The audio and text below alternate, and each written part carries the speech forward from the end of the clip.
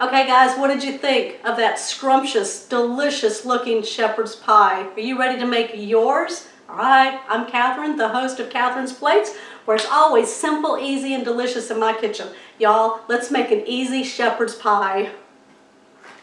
Okay guys, what I'm doing now is getting my potatoes ready, and the first thing you want to do is take your potatoes and peel off all the skin.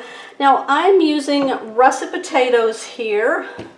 And once I peel them, I'm just going to cut them up into small pieces so they cook fast. Now I'm just using my chopper here. There we go. Easy like that. Now I'm going to be using about 6 to 8 potatoes, probably more in the lines of 8 potatoes.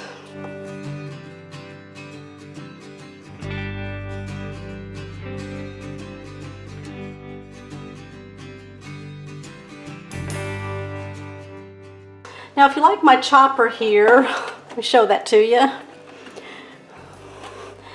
You can see it's got a deep bowl to it, and it comes with a lot of different types of blades too, so you can use different blades for different sizes of cuts and things like that.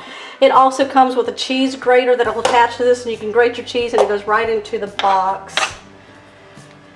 You can check my description box down below for items that you like that I use in my kitchen. And that is definitely one of the items that I like. It just makes chopping simpler, especially if you're chopping a lot of things.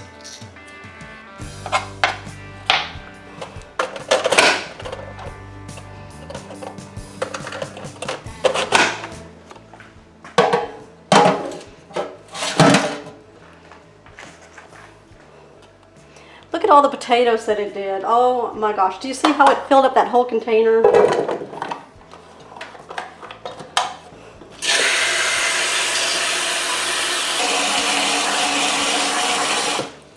Okay, so I'm just filling up the water about 1/4 of an inch above the potatoes.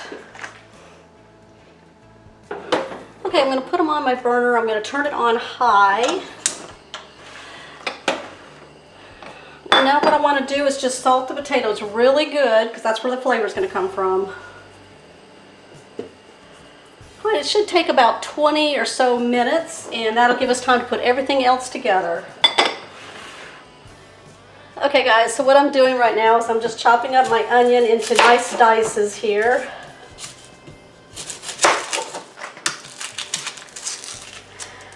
Okay, so I'm following the directions in my cookbook here for my recipe. I haven't made easy shepherd's pie in so long, so I'm just kind of following along for you guys. That way you know the recipe works. Boy, these onions that I bought recently have been really hard to take apart. Okay, so I'm just going to go ahead and just cut my onion into quarters. Take my chopper that I used for the potatoes, put my onions on it, and swing them down. Okay, so I've got a medium skillet here. I'm going to go ahead and turn on medium-high. It's kind of temperamental. I'm going to add a little bit of some olive oil. Okay, these smell good. I just put in my diced onion into my pan here with the oil. I'm going to cook this down for just a few minutes. Like I always say, when you're cooking onions, you know something's fixing to happen really delicious. My potatoes are still cooking over there. My onions are doing really good. They're nice and translucent now, so I'm going to go ahead to the next step and add the ground beef. I've got about 1.5 pounds here.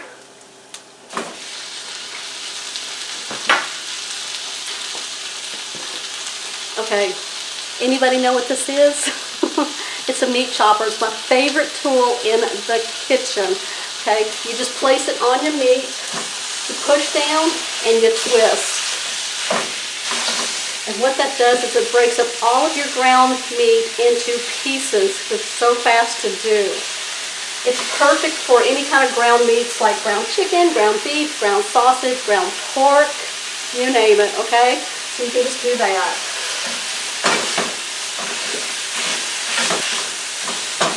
Okay, so as soon as I get this all browned up, I'm going to bring it back.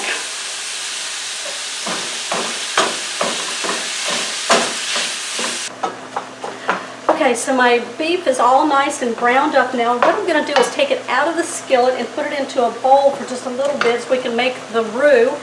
Now, I've put some paper towels in there to capture the grease if there's any in there, and that way while it's sitting, it's draining.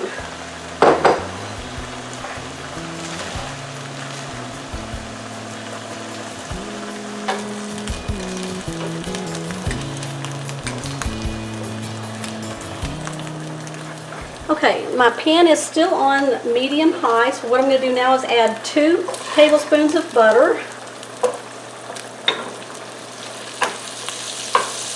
Get that all melted.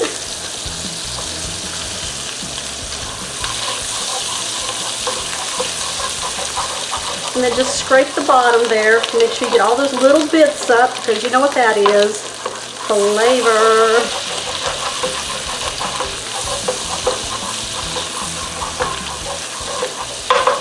Okay, well, it's almost done melting. I'm going to go ahead now and start adding my 2 tablespoons of flour. I'm going to stir this around for about 2 to 3 minutes. And what that's going to do is cook that raw flour taste out of the flour.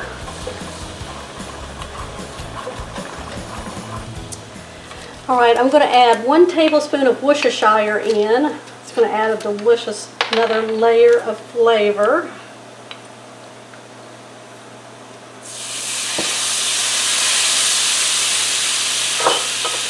And then I'm going to add 1 cup of some beef broth.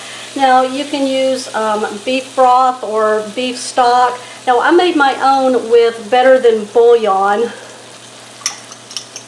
And so I'm going to pour in 1 cup of this.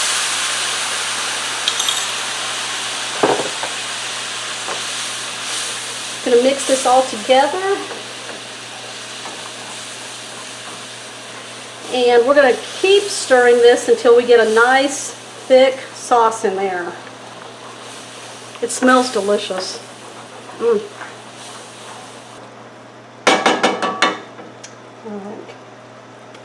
Oh my gosh, that's so delicious. Okay, I'm going to add my meat back in. Carefully.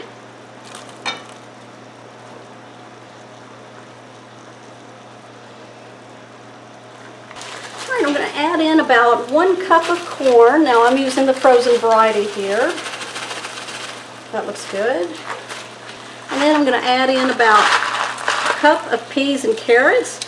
You know, look in your freezer, find what you want to put in there.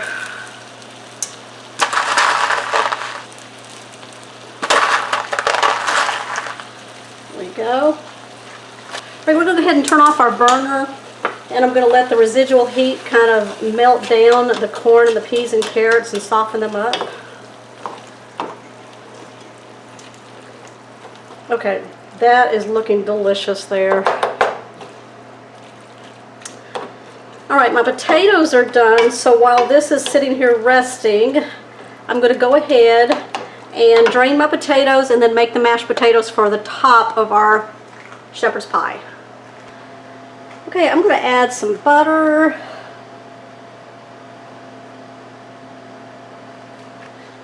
Some milk. Some salt. Some pepper.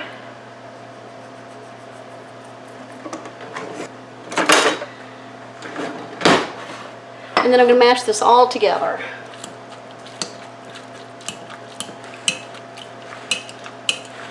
And give it a try and see if there's anything else that you want to put on there.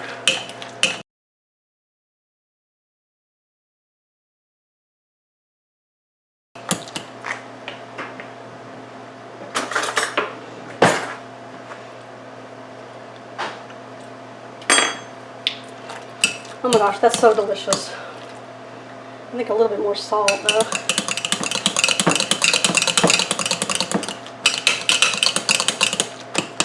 Okay, so go ahead and start preheating your oven to 375 degrees, and I'm using a baking dish here, probably about a 9 by 13.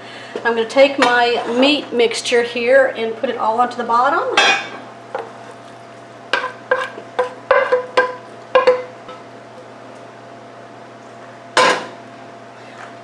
Now I'm going to smooth it out. Look how colorful it is in there. Oh my gosh, you can use frozen beans. I don't know. Y'all let me know down in the comments what you like to put into a shepherd's pie, or what you've eaten a shepherd's pie with that had, you know, many ingredients and vegetables. Okay, just like that. Okay, what I like to do with my mashed potatoes for my shepherd's pie is I like to put it into a piping bag here. You can even use like a Ziploc bag and do this also. It's a great trick. So I just fold over the sides here, take a spoon and start spooning in my mashed potatoes until I fill it up.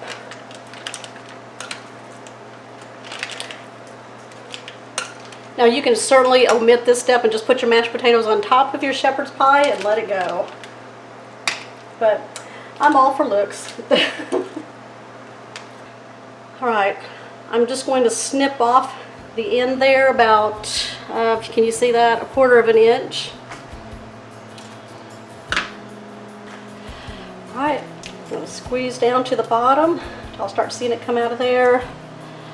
Do you see that? Okay.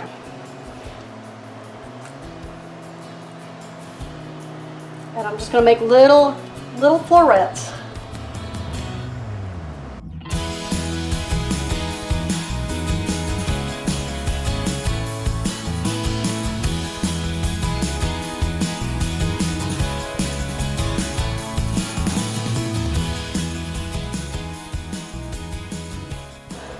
Honestly, seriously, y'all, make it pretty. Paprika. I'm going to powder the tops of my mashed potatoes very lightly.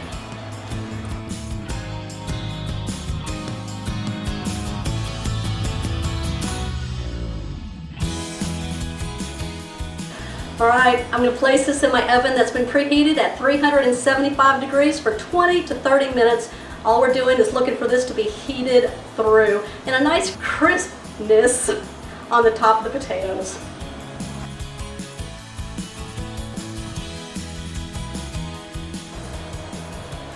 Oh, am I ready for my first bite? Creamy mashed potatoes on that shepherd's pie.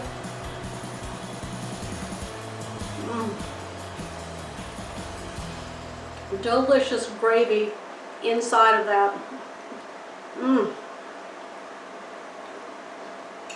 Oh, that is so fun to make, y'all. Go make your own. Okay, don't forget that it was on page 33 of my cookbook, Catherine's Plates, Making Home Cooking Simple, Easy, and Delicious. I'll link it down below if you want to check out a little brief synopsis of it.